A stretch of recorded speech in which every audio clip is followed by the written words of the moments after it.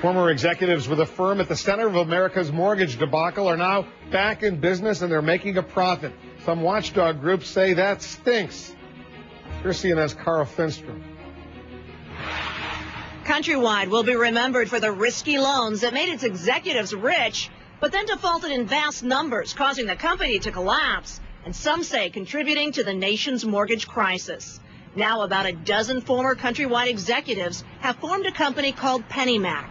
They're buying up delinquent home mortgages on the cheap. For so much less than face value, PennyMac can renegotiate the loans and still make a profit. PennyMac says it's helping families avoid foreclosures.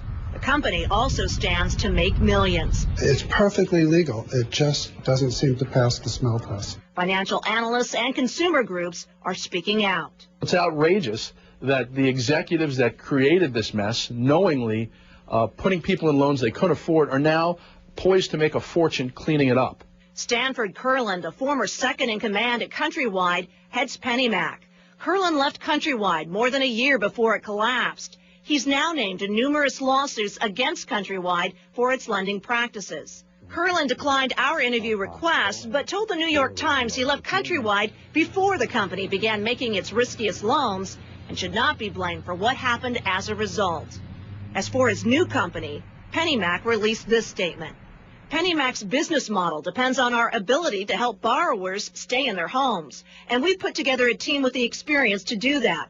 With this goal, we've developed loan programs that avoid foreclosure by addressing the borrower's ability to pay their mortgage.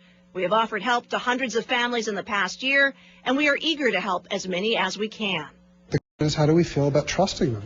USC business professor Adlai Wertman and many other experts believe companies like PennyMac that buy up bad loans, service them, and keep taxpayers from footing the bill may turn out to be an important part of solving this housing crisis. It's exactly what we should be doing and what the private sector should be doing.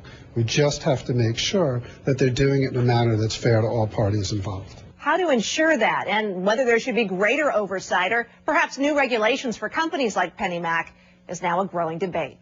Cara Finstrom for CNN, Los Angeles.